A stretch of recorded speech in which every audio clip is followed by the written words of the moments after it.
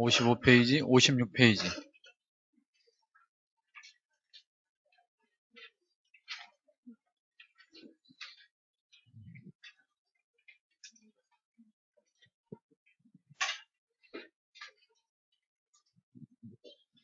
자, 우리 과목은 공인중개사 법령과 실무로 이루어져 있죠. 법령 부분에서 70%가 출제되고 실무에서 약 30%가 출제되어 법령에서 28문제가량, 실무에서 12문제가량 출제된다고 그랬어요. 총 40문제가 출제가 되고, 자, 56페이지 먼저 펴보세요. 자, 56페이지를 보면 공인중개사 자격시험이라고 되어 있죠. 지금 우리가 공부하는 1편의 2장입니다. 1편의 2장은 문제가 한 문제 이상 출제된다 이렇게 보시면 돼요.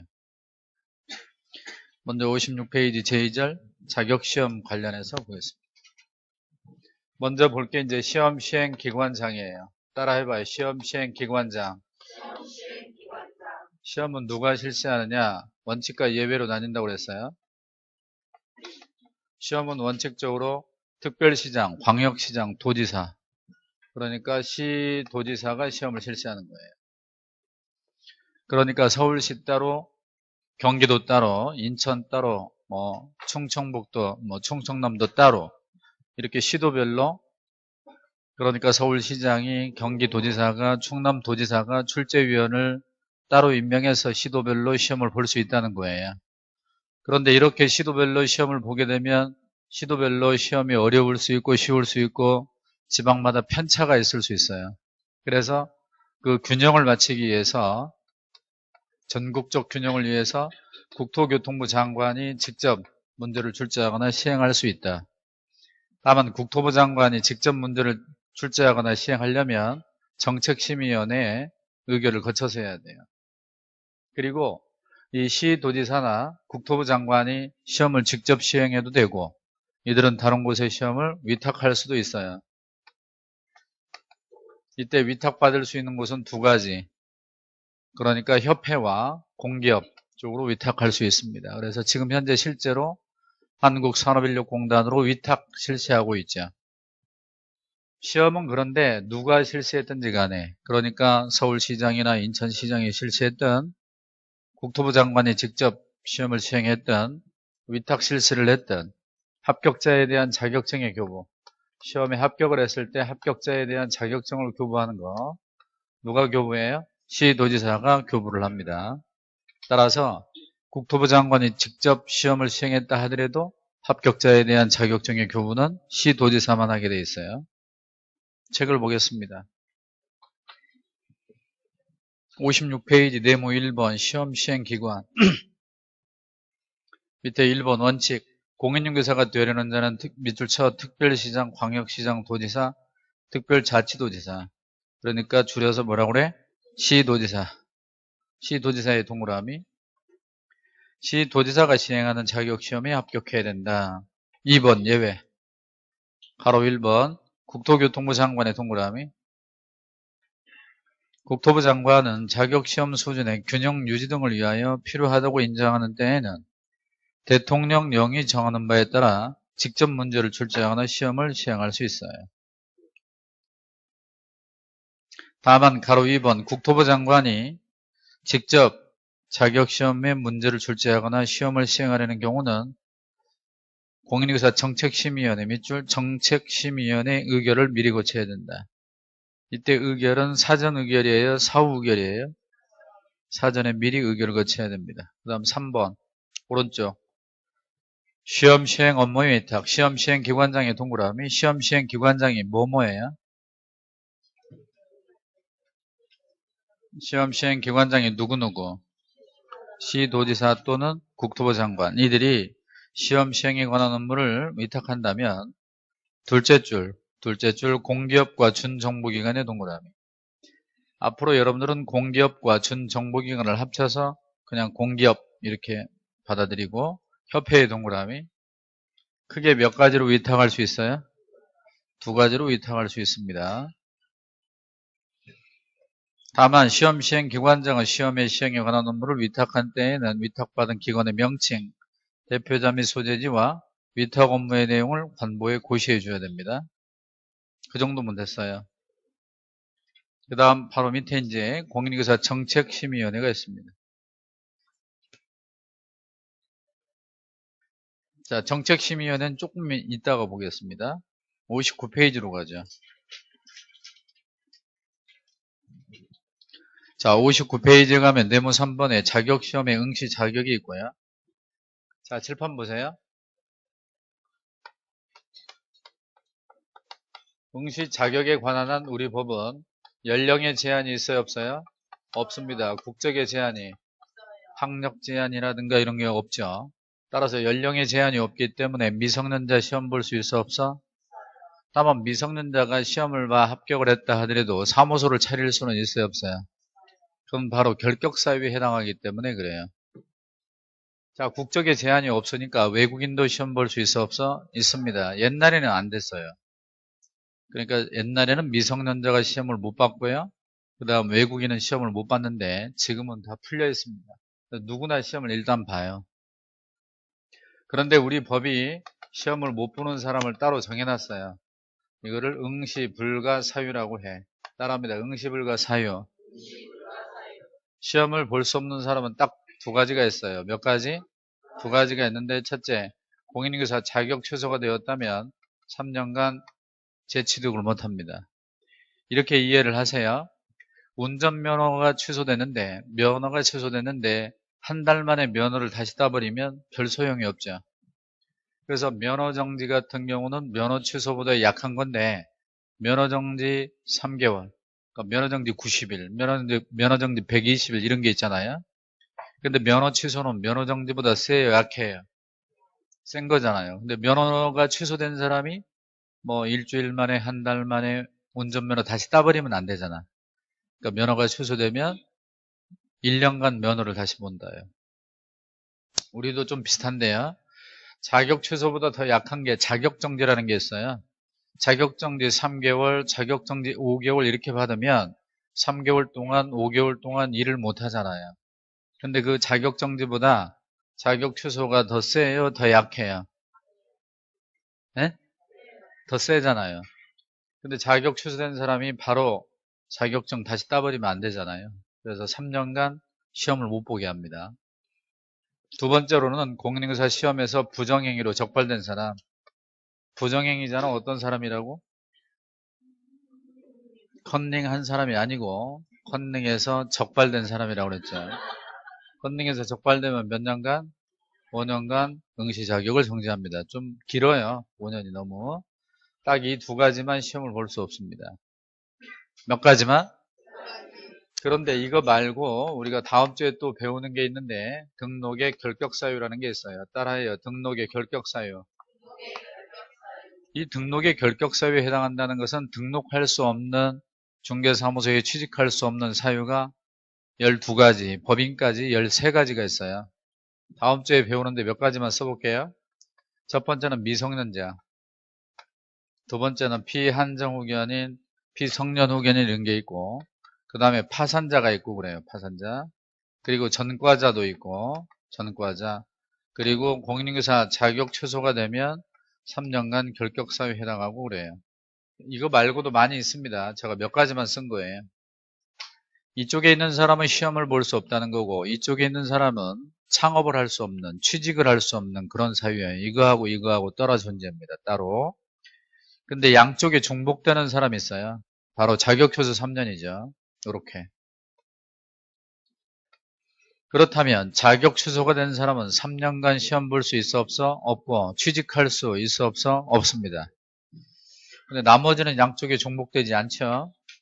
따라서 부정행위로 적발된 사람은 시험 볼 수 있어요 없어요? 부정행위로 적발된 사람은 5년간 시험 볼 수 있어 없어? 없는데 중개사무소에 취직할 수 있어요 없어요? 있죠. 학원에 다닐 수 있어요 없어요?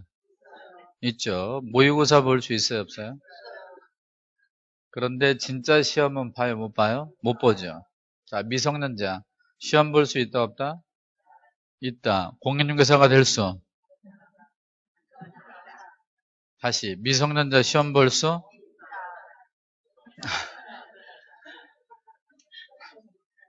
군대 가면 꼭 그런 사람 한 명씩 있어요. 다시 미성년자 시험 볼 수? 공인중개사가 될 수? 있다니까. 공인중개사가 될 수 있죠.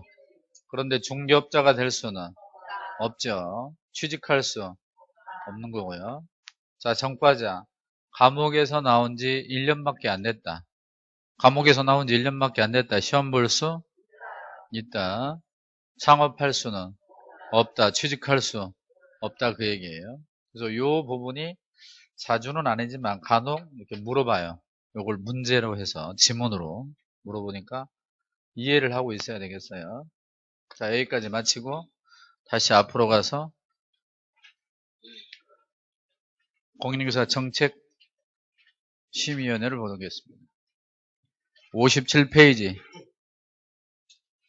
먼저 칠판에서 설명을 듣고 그 다음에 책을 보겠습니다. 또 칠판 보세요. 공인중개사 정책심의위원회가 있어. 따라합니다. 정책심의위원회. 잘 들어보세요. 옛날에는 중개사 시험위원회라는 게 있었어요. 시험위원회는 시험에 관한 위원회입니다. 그래서 시험을 언제 볼지, 몇 번 볼지, 합격자는 많이 낼지 적게 낼지, 시험 과목은 어떻게 할지 이런 걸 심의하는 위원회가 시험위원회가 있었는데 시험위원회를 없애버렸어요. 시험위원회를 없애고 정책심의위원회로 바꿨습니다. 그러면 이 정책심의위원회는 시험에 관한 것도 심의하지만 시험에 합격을 하는 사람이 중개업에 진출했을 때 중개업의 여러 가지 제도도 심의하게끔, 그러니까 업무 범위가 확장이 되어 있는 거죠. 다시 한번, 옛날에는 시험위원회가 있었는데 지금 뭘로 바뀌었다고? 공인중개사 정책, 원래는 이제 공인중개사라는 말을 넣어줘야 되는데 공인중개사 정책심의위원회로 바뀌었고, 이들이 심의하는 심의사항은 늘어났다 줄어들었다? 늘어났어요. 옛날보다. 자, 책을 한번 볼까요?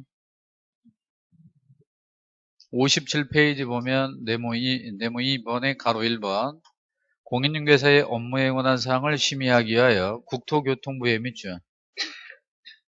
국토교통부의 정책심의위원회, 심의위원회 동그라미 둘 수 있다 해답이죠. 그런데 다음의 사항을 심의하기 위해서 그랬어요. 1번부터 4번까지. 1번, 공인중개사의 시험 등 자격 취득에 관한 사항. 밑줄 쳐요. 시험 등 자격 취득에 관한 사항. 2번, 밑줄 쳐요. 중개업의 육성에 관한 사항. 3번, 중개업 보수의 변경에 관한 사항. 4번, 손해배상 책임의 보장에 관한 사항. 그 손해배상 책임의 보장에 관한 사항에다가 써요. 보증금의 변경이라고 써요. 보증금의 변경. 자, 잠깐 주목하세요. 옛날 시험위원회보다 지금의 정책심의위원회 심의사항이 늘어났어요? 줄어들었어요? 옛날에는 이제 시험만 관리하다가 지금은 이제 범위가 넓어졌죠. 편안하게 칠판 보세요. 이들이 심의하는 사항은 첫째, 시험에 관한 사항. 그러니까 시험 합격자를 많이 낼까 적게 낼까, 과목은 어떻게 할까, 시험은 언제 볼까, 뭐 이런 것들.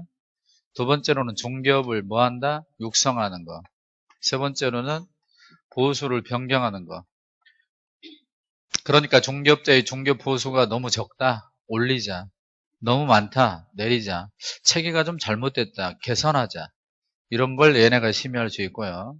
네 번째로는 업무 보증금 알죠? 업무 보증금이 개인 중개업자는 1억 이상, 법인은 2억 이상인데 최근에 주택가격 상승, 부동산 가격 상승으로 이거를 법인은 3억, 개인은 1억 5천 이렇게 바꿀 수 있겠다. 얘네들이 심의를 해서. 자, 그런데 이 몇 가지 사항, 네 가지 사항 중에서 1번 시험에 관한 사항을 정하면 저 왼쪽에 시도지사가 이에 따라줘야 돼요. 자, 거기 가로 2번입니다. 가로 2번 별표하시고 가로 2번 심의위원회에서 공인중개사의 시험 등 밑줄 쳐요. 시험 등 자격 취득에 관한 사항. 시험 등 자격 취득에 관한 사항은 위 1, 2, 3, 4에서 몇 번? 1번에 해당하는 경우는 시도지사는 이에 따라야 된답니다. 그러니까 시험에 관한 사항을 정하면 시도지사가 그에 따라야 돼요. 그런 건 시험에 다 나오는 얘기들입니다. 그럼 문제를 낼 때 어떻게 내냐? 동그라미 1번을 갖고 문제를 낼 수도 있고 3번이나 4번, 특히 3번 같은 경우 중개보수에 관한 사항을 심의하면 시도지사가 따라야 된다. 그럼 맞아 틀려? 틀렸죠. 1번만 따라야 돼. 1번. 거기까지 됐어요. 칠판 보세요. 이제 공인인사 정책심의위원회는 협회에 설치해요? 국토교통부에 설치해요? 국토교통부에 설치하고 반드시 둬야 해요? 둘 수 있다요? 둘 수 있다. 설치가 필수적 임의죠. 임의적이죠. 정책심의위원회 구성을 보겠습니다. 자, 위원회라고 하는 것은 위원들로 구성이 되어 있잖아요. 그래서 위원장을 포함해서 7명에서 11명까지 구성이 됩니다. 자, 그러면 위원회는 첫째 위원장이 있을 거고 그 다음 위원이 있을 거예요. 이때 위원장은 누가 되는 거냐면 국토교통부의 제1차관이 되는 겁니다. 그리고 위원들은 국토교통부에 장관이 있어요. 국토부 장관. 국토부 장관이 임명하거나 위촉을 합니다. 다시 한번 위원장은 국토교통부의 제1차관이 되는 거고 위원들은 국토부 장관이 임명 위촉을 해요. 그러면 이 위원으로 들어올 수 있는 사람들은 외부에 있는 전문가들이겠죠. 예를 들어서 국토교통부 소속 공무원 중에 한 명, 그리고 대학에서 뭐 부교수 이상이라든가, 그리고 공인중개사라든가, 공인회계사라든가, 변호사라든가, 뭐 협회에서 추천하는 사람이라든가 이런 다양한 사람들이 여기 들어갈 수 있어요. 위원으로. 근데 위원장을 포함해서 7에서 11예요. 위원장 빼고예요. 포함해서 7에서 11명까지 구성을 합니다. 그럼 위원장을 빼면 몇 명? 6명에서 10명까지로 구성이 되겠죠. 자, 책을 보겠습니다. 밑으로 내려가면 2번 위원회 구성과 운영 가로 1번 심의위원회는 위원장 밑줄 쳐 위원장 1명을 포함하여 제외하여 포함해서 7명 이상 11명 이내로 구성을 합니다. 따라해요. 포함해서 1757 따라해요. 1711 따라합니다. 1711 가로 2번에 위원장의 동그라미 위원장은 장관이 되는 거예요? 차관이 되는 거예요? 제1차관이 되고 위원의 동그라미 위원은 위원장이 임명해요? 국토부 장관이 임명해요? 국토부 장관이 임명 위촉합니다. 임명했다가 그만두게 하면 해임이라고 그러고요. 위촉했다가 그만두게 하는 걸 해촉이라고 그래요. 따라해요. 임명, 해임, 위촉, 해촉 이렇게 얘기하고요. 그 다음 동그라미 1번부터 쭉 있는 것들을 그냥 한번 봐줄 테니까 그냥 편안하게 보세요. 가로 2번에 동그라미 1번입니다. 어떤 사람들이 들어가냐면 국토부의 4급 이상 공무원이라든가 동그라미 2번에 대학에서 부교수 이상 애우려고 하지 마세요. 3번 변호사라든가 공인회계사라든가 그 다음에 4번에 협회에서 추천하는 사람 5번에 자격시험 업무를 위탁받은 기관장 예컨대 한국산업인력공단 이사장이 추천하는 사람이라든가 그 다음 6번에 비영리 민간단체에서 추천하는 사람 7번에 소비자단체 또는 한국소비자원의 임직원으로 재직하고 있는 사람 8번에 그 밖에 부동산 금융 관련 분야에 학식과 경험이 풍부한 사람 등등이 있습니다. 잠깐 주목하세요. 그러니까 공무원도 들어가야 안 들어가요? 공무원도 들어갈 수 있죠. 그리고 뭐 교수, 뭐 변호사, 회계사 등등 여러 사람이 들어갈 수 있습니다. 그 중에 공무원 빼고 나머지 위원들의 임기는 기본이 2년입니다. 만약에 위원이 그만뒀어요. 위원이 그만둬서 새로운 임원이 선임이 됐다. 보궐위원이라고 그러죠. 보궐위원의 경우는 전임자의 잔여기관으로 합니다. 그리고 정책심의위원회를 꾸려가기 위해서 간사를 한 명 둘 수 있는데 이때 간사는 위원장이 국토부 소속 공무원 중에서 지명하게 되어 있어요. 자, 여기서 문제를 좀 내고 넘어갈 테니까 잘 듣고 대답해 보세요. 공인중개사 정책심의위원회 위원장은 국토교통부 장관이 된다. 장관이 돼요? 제1차관이야? 두 번째 문제. 정책심의위원회 위원은 위원장이 임명한다. 위원장이에요? 국토부 장관이에요? 국토부 장관이고 간사는 위원장이 지명한다. 그건 맞는 거죠. 간사는 위원장인데 꾸려가는 거니까. 그렇게 정리하시면 돼요. 그 다음 잠깐 여기 보세요.